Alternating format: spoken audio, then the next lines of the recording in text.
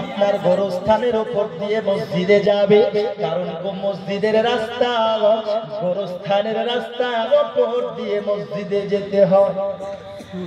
কথা বুঝে আসবে? মসজিদে যেতে হলে ওকে গোরস্থানের রাস্তা অবলম্বন করতে হবে। এই যে আপনাদের মোর গ্রামে আসলাম, আপনার বহরমপুরের পরে যে পলসন্ডা, এই রাস্তা ছাড়া তো হাইওয়ে আসা যাবে না, তাই? তো মসজিদের রাস্তা গোরস্থানের রাস্তার উপর দিয়ে যেতে হয়। সলে বলছি তিনি যাচ্ছেন, যেতে যেতে যেতে যেতে হঠাৎ করে যেন গোরস্থানের কাছে দাঁড়িয়ে গেলেন। গোরস্থানের কাছে দাঁড়িয়ে গেলেন এবং তিনি মনে মনে চিন্তা করলেন, আজকে কবরের মধ্যে কত গুনাহগার ব্যক্তি শুয়ে আছেন, আজকে কবরের মধ্যে কত গুনাহগার পাপিষ্ঠ বান্দা বান্দি শুয়ে আছে, কত কবরে আযাব হতেছে, কত সন্তানের মা, কত মা বাবার সন্তানেরা কবরের মধ্যে শুয়ে আযাব ভোগ করতেছে। আমি সালে মুসি তাদের জন্য এইখানে আমি একটু দোয়া করব। আল্লাহ সালে মুসি রাহমাতুল্লাহি আলাইহি তিনি আপনার দোয়া করার জন্য গোরস্থানে 2 রাকাত তিনি নফল নামাজ আদায় করলেন। নফল নামাজ আদায় করার পরে বাবা তিনি মুর্দাদের জন্য দোয়া করলেন, আল্লাহ এই গোরস্থানে যত মুর্দা রয়েছে ওগো রব্বুল আলামিন তুমি এই মুর্দাদেরকে জান্নাতবাসী করো। ওগো রব্বুল আলামিন তুমি তাদের গুনাহ maaf করে দিও। সালে মুর্শিদ তিনি দোয়া করার পরে ওই গোরস্থানে তিনি একটু আরাম করার জন্য শুয়েছেন। হঠাৎ যেন তিনার 2টি চোখ লেগে গেছে। বাবাজি তিনি ওই গোরস্থানে যেন ঘুমিয়ে গেলেন। কেন? কারণ ওই কবরে যে মুর্দাগুলো আছে তিনাদের জন্য তিনি দোয়া করার উদ্দেশ্যে মসজিদে যাওয়ার আগে, ফজরের আগে তিনি গোরস্থানে ফারুক উসমান হায়দার 4 জন সাহাবা সবচেয়ে বেহতর, কারণ তাদের দিলে আছে আল্লাহর দিলে আছে আল্লাহর পয়গম্বর।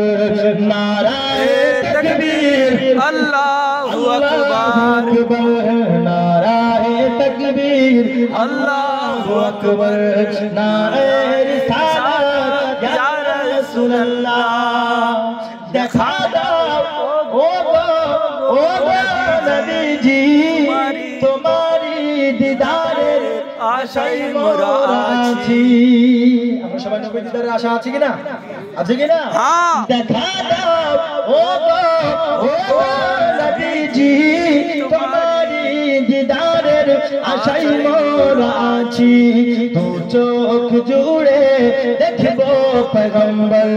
নারায়ে তাকবীর আল্লাহু আকবার, নারায়ে তাকবীর আল্লাহু আকবার, নারায়ে রিসালাত ইয়া রাসূলুল্লাহ। আরো 2 কলি আছে বাবা। ভোরকুন্ডা কটু দাদা দাদির নামে 25 কিলো রড। এই দেখুন আবার 1-এর 4 ভাগের 1 ভাগ হয়ে গেল, তাহলে আরো 3 ভাগ তো খোঁজানো লাগবে, তাই না?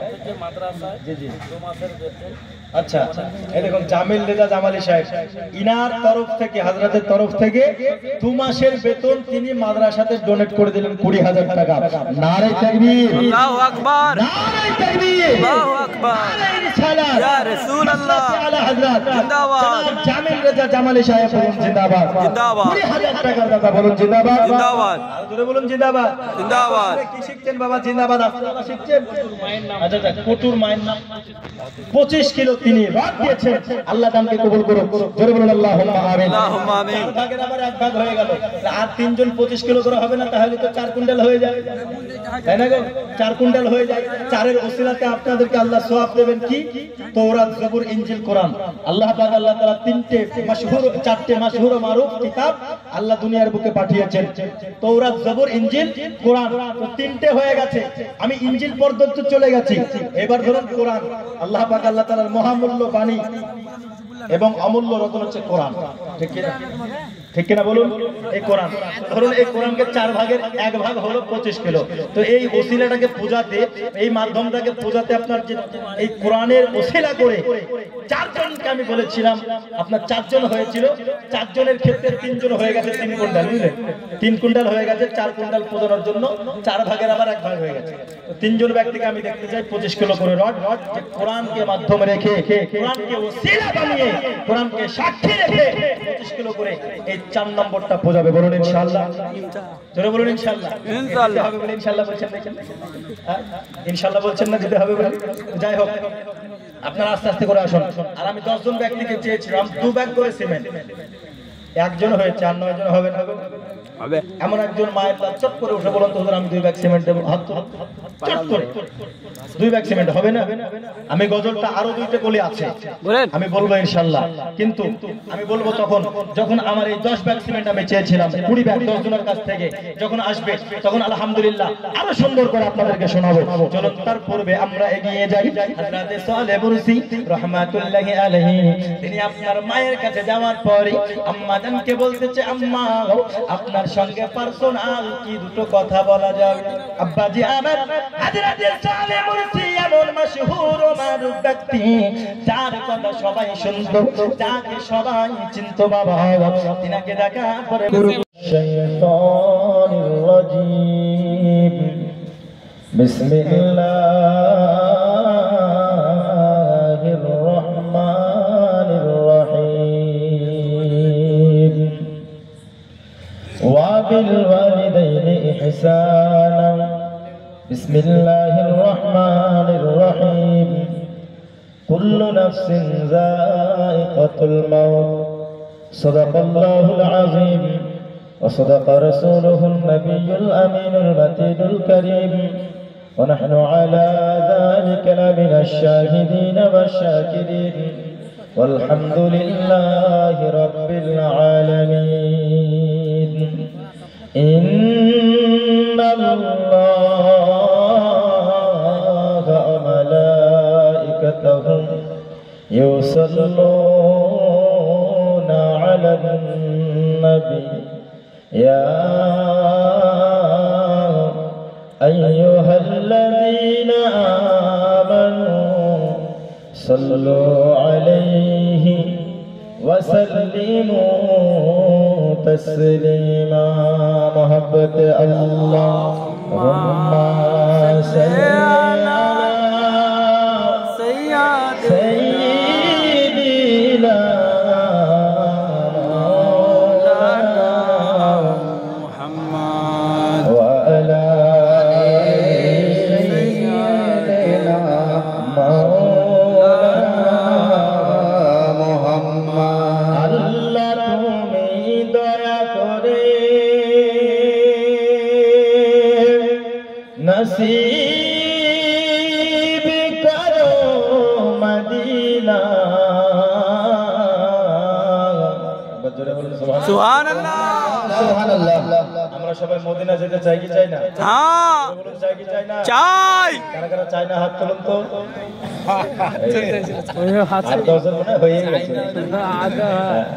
না আসলে এরা চায়, আসলে জোশে হাত উঠিয়ে দিয়েছে নাকি? এটা হচ্ছে মোহাম্মতের হাত উঠানো। এবার কারা কারা যেতে চায় একটু বলে তো। ইয়া রাসূলুল্লাহ, ইয়া রাসূলুল্লাহ। আল্লাহ তুমি দয়া করে নসিব করো মদিনা। দয়ার নবীকে না দেখায়া কবর মাঝে নিও না। আল্লাহুম্মা সাল্লি আলা সাইয়্যিদিনা মাওলানা মুহাম্মদ ওয়া আলা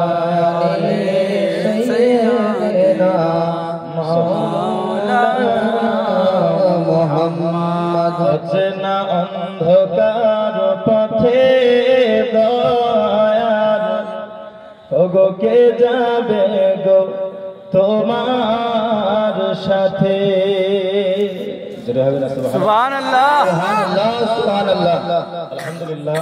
যাবতীয় প্রশংসা সে মহান রব্বুল আলামিনের জন্য, যিনি এক অদ্বিতীয় ওয়াহদাহুল শরীক। তিনার লাখো কোটি শুকরিয়া, তিনি আমাদেরকে আজকে কোনো জায়গায় না রেখে পবিত্র এই জালসার মাহফিলে উপস্থিত হওয়ার তৌফিক দান করেছেন, তাই তিনার শুকরিয়া আদায় করে সকলে বলে আলহামদুলিল্লাহ। সভাপতি সাহেবকে আমি রিকোয়েস্ট করব, আপনি মাইকে বলেন না, এরা ফাঁকি মেরে দেবে, বুঝলেন? আমাদের হয়তো সভাপতি মাইকে বলছে, আমরা কি বলবো, আমরা চুপ থাকি, কিন্তু আমার থিওরি সেটা নয়। আমি শুধু বলবো না, আপনাদেরকেও বলতে হবে, তাই না? বক্তা বক্তব্য দেবেন, আপনারা ঢুলবেন, তা তো হবে না, হ্যাঁ, তা আপনাদেরকেও বলতে হবে। যাই হোক, তারপরে পরে আকা ইনামদার তাজদারে মাদিনা আহমদ মুস্তাফা মুহাম্মদ মুস্তাফা সাল্লাল্লাহু তাআলা আলাইহি ওয়াসাল্লামের উপরে লাখো কোটি দরুদ ও সালাম বর্ষিত হোক, অর্পিত নাজিল হোক, সকলে একবার উচ্চ স্বরে আল্লাহুম্মা আমিন। ইরাদুল ইসলাম, আমি আয়াতে কারিমা তেলাওয়াত করেছি, কুল্লু নাফসিন যায়িকাতুল মাউত। যে আয়াতের তরজমা মানে ব্যাখ্যা আমরা হয়তো প্রায় সকলেই জানি, যে প্রত্যেক নাফসকে, প্রত্যেক জানদার ব্যক্তিকে মৃত্যুর স্বাদ চাখতে হবে।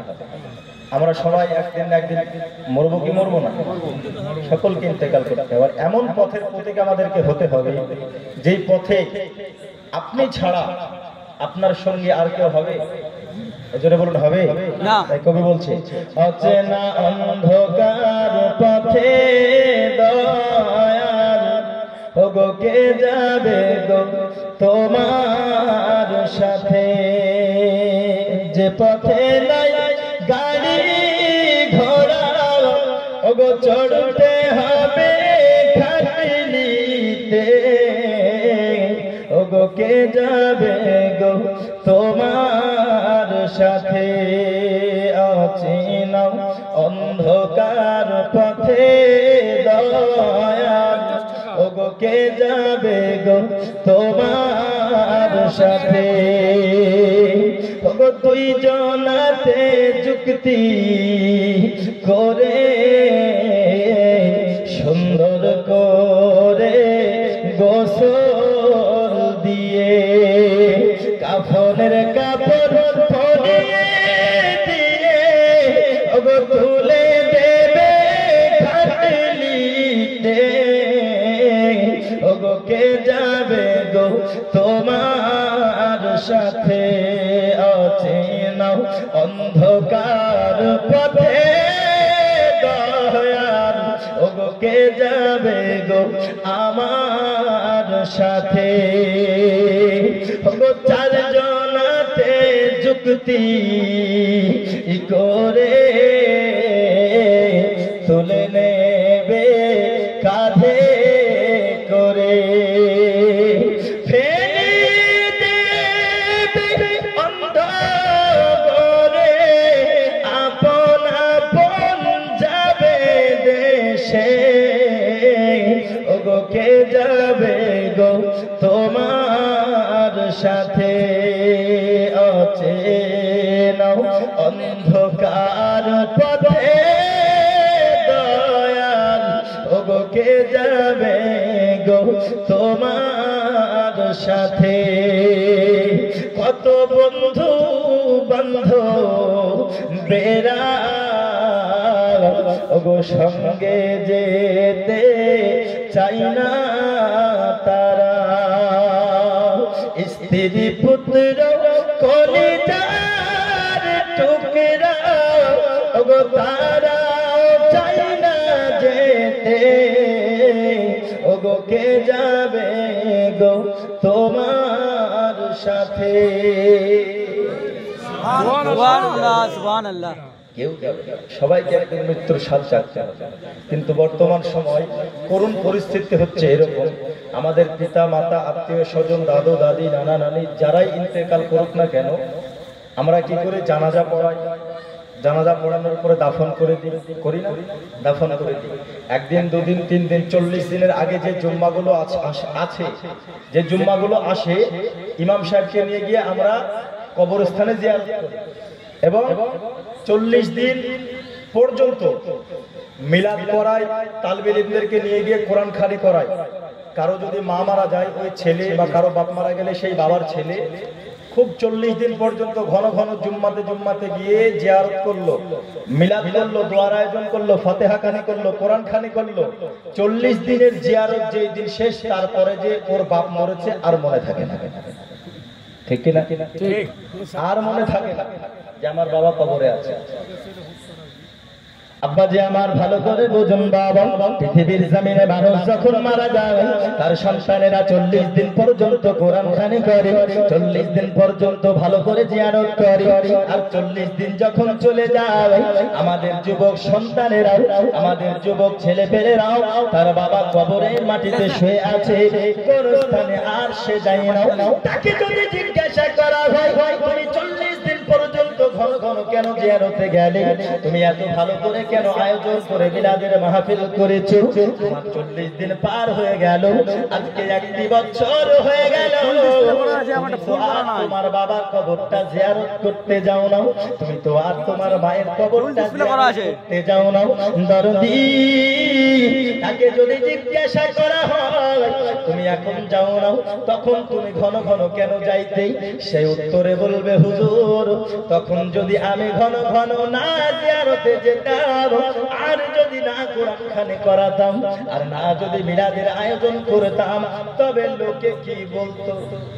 তাই তো, আর মানুষের কি বলতো? বাবা মারা গেল একটা মিলাদ দিতেই হবে, মা মারা গেল একটা ঘন ঘন জিয়ারত করতে হবে। যাহা 40 দিন পেরিয়ে গেল, ওর যে মা কবরে পড়ে আছে, ওর বাবা কবরে পড়ে আছে, আর খোঁজ থাকে না। হাদিস ও কোরআনের আলোকে যেই বিষয়গুলি যেগুলো আমরা পালন করি, কোরআন খানি ফাতিহা খানি অবশ্যই যায়, কিন্তু এগুলোকে আমরা প্রচলিত প্রথা বানিয়ে ফেলেছি। অ্যাকচুয়ালি আমাদের উদ্দেশ্য হচ্ছে লোককে খুশি করানো, লোকে কি বলবে। আব্বা যখন মারা যায়, মা মারা যাওয়ার পরে আজকে কত যুবক বাবা মার কথা মনে রাখে না, আজকে কত মা বাবা সন্তানের কথা মনে রাখে না, আজকে কত যুবক সন্তানেরাও আজ মা বাঁচে, মা আপনার কবরের মধ্যে শুয়ে আছে, বাবা কবরের মধ্যে শুয়ে আছে, তাদের কথা মনে রাখে না। আমার সোনা মালিকেরা, আমি আপনাদেরকে জানাতে চাই বাবা, আজকে আমাদের মা কত কবরের মধ্যে শুয়ে আছে, তারা আশাবাদী হয়ে আছেন আজকে আমার সন্তান আমার জন্য দোয়া করবে, আজকে আমার সন্তান আমার জন্য নেকের জারিয়া খুলে দেবে।